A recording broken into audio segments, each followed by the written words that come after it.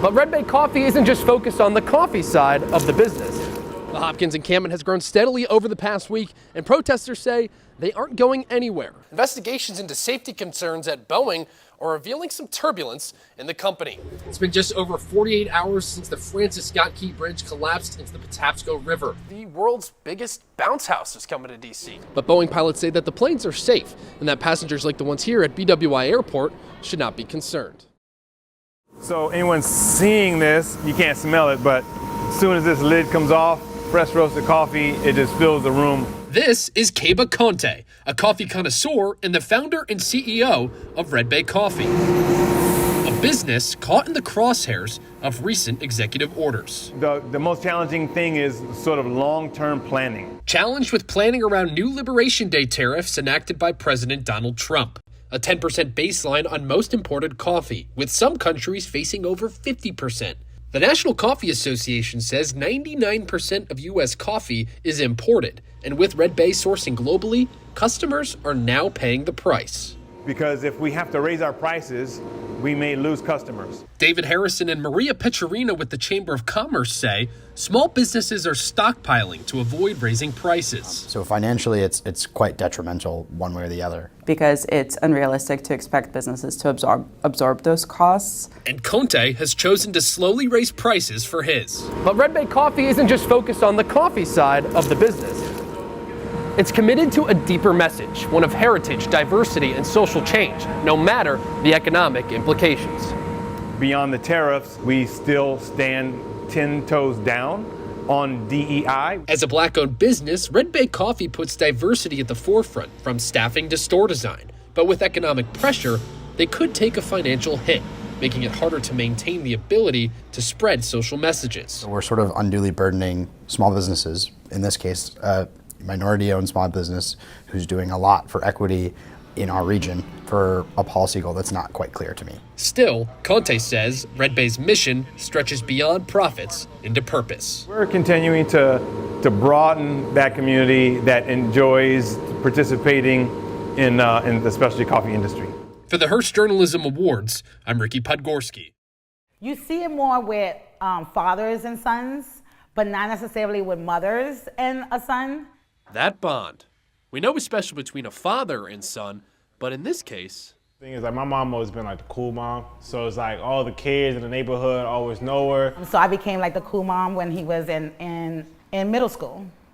And so that was kind of like a way for us to stay connected. So I became like the sneaker mom. That's right, sneaker mom, born from a passion Tyler Copeland had as a kid. And like a lot of times he would be like, Mom, can you buy me a pair of shoes so we could dress alike? Turning his passion into a bigger purpose. We got one of the best relationships because of it. A relationship that brought them closer together and eventually shaped his career and the man he ultimately would become. I felt seen by him, and I was just leading him into this and not knowing that it was going to really evolve into an actual business. A business Tyler started in 2015 called Footage Society, buying and reselling sneakers, and eventually expanding with his mom to create Soul Wash. At Soul Wash Sneaker Laundry, customers bring in their dirty shoes, they get scrubbed down, and they're good as new. This side of the business introduced by Nicole, who left her job with the federal government to join Tyler in 2019. And as the business expanded, so did the relationship between mom and son, and the pressure to manage and grow both. Because I'm not just a business owner for myself full-time, I also have the weight of also having my son as a business owner. So if the business is slow, it just doesn't impact me, it impacts also my son. And so along with the important lessons of balancing a business, they are learning to balance work and life. As I get older, as a young man, we kind of do separate from that communication, but having this business just allows me to stay in contact, stay en route, stay connected with my mom, and it goes family first and then business. For CNS TV News, I'm Ricky Podgorski.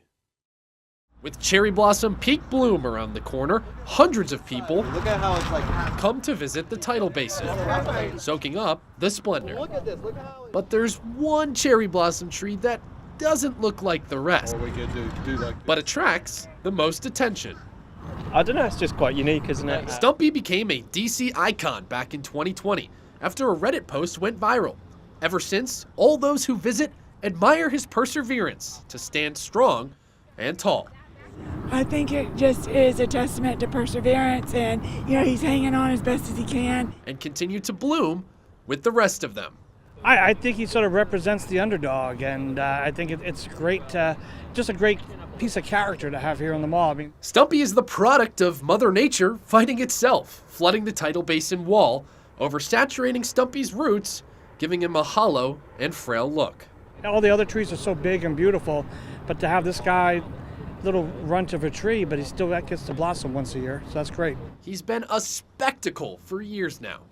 Unfortunately for Stumpy, this will be his last full bloom here on the tidal basin, as over 150 cherry trees, including the little tree that could, will be removed due to renovations to the seawall. The National Park Service is preparing for a 3-year, $113 million renovation project of the seawalls around the tidal basin in order to protect the longevity of the area and the rest of the trees. In a statement, the Park Service said, despite various repairs over the decades, the seawalls are no longer structurally sound and threaten visitor safety and the historic setting, including the cherry trees around the tidal basin. I mean, we need to improve the facilities down here so that we preserve the area. I mean, it seems a shame to have to get rid of him. The National Park Service plans to replant trees and spread mulch from the cut down trees at the bases of other cherry blossoms. So Stumpy will live on. But this year marks one final bloom for the little tree that could. Long live Stumpy. For CNS TV, I'm Ricky Podgorski. It's been just over 48 hours since the Francis Scott Key Bridge collapsed into the Patapsco River. Maryland Governor Wes Moore has officially requested $60 million from the Biden administration to go towards emergency funding. Now, as Moore addresses the urgency to rebuild, he's reminding Marylanders of the grim task ahead, and that is the recovery mission to find the bodies of those still trapped. Horror in Baltimore. The remnants of the Francis Scott Key Bridge still sit in the Patapsco River 48 hours after a cargo ship hit one of the bridge's supports. First responders are still searching the scene for any possible survivors. 8 construction crew members were working on the bridge at the time of impact. 2 were rescued, 2 more recovered yesterday from a red pickup truck trapped nearly 25 feet underwater in the steel and concrete wreckage of the fallen bridge. The victims are identified as 35-year-old Alejandro Hernandez Fuentes, a Baltimore resident and native of Mexico, and 26-year-old Dorlean Roniel Castillo Cabrera, a native of Guatemala who lived in Dundalk. Both were members of the construction crew. The remaining 4 members are still unaccounted for. We pray for the family and the families of all of the victims of the Key Bridge collapse, and our hearts are with the families. And to all the families, we are so sorry for this tragedy. Officials say divers and rescue teams are no longer able to navigate the water safely because of concrete and debris in the water. First responders say sonar scans are believed to have found vehicles encased in that debris, potentially containing the bodies of other victims. The best minds in the world are coming together to collect the information that we need to move forward with speed and safety in our response to this collapse. The National Transportation Safety Board is beginning its investigation into the cargo ship. NTSB officials boarded the Dolly yesterday and began conducting interviews with crew members of the ship who have been on board since the impact. NTSB Chair Jennifer Homendy says there is no timetable for that crew to leave the vessel. Homendy also says the Dolly was carrying 56 containers of hazardous materials, some of which have fallen into the water. It's unclear right now if those materials are contaminating the water. Still, so many unanswered questions and so much anxiety as investigators try to find answers. It's horrible. It's like, it's something that, out of a movie, something that you don't expect to happen in real life. And I just wish that, it didn't happen. I want to know more answers with the ship and what was going on with that. This is different. This is a cog in the system. Official estimates for recovery and rebuilding of the bridge could land around $4 billion, which President Biden plans to gain through federal funding. Now, Governor Wes Moore is set to speak here in Dundalk in just a few minutes to give updates on the situation. A long and tedious investigation begins, but for the families who are wondering where their loved ones are, an even longer and tedious wait for peace of mind. Reporting from Dundalk, Maryland, Ricky Podgorski, CNS TV. Over 2 years of war. Supporters continue to lobby the U.S. to support Ukraine. A lot of us are very frustrated with Congress not taking steps to much more quickly advance aid to Ukraine. I think it's in our national interest to support Ukraine. Our values say we should show support. Some gather for support, but for many, they're fighting for family at home in Ukraine. My father, he's a doctor. He never left Kyiv, even in the hour of Russia's basically at the door. Marina Baydyuk is the executive director of United Help Ukraine, a charity organization sending money to Ukraine and organizing rallies to garner U.S. support. Baydyuk is from Ukraine. She moved to the United States in 1997, but her sister and father remain at home. Her father still working in a hospital in Kiev. My father remained in the hospital helping patients and staying there and still being there. Baydyuk visited her hometown last year. She says it motivated her to continue to press on. We will support them. American people will support them. And we believe the U.S. government will show their support soon. As war continues in Ukraine and Congress is up against the wall with aid for Ukraine snarled in a budget impasse, Baydyuk and United Help Ukraine will continue to rally, especially for people at home.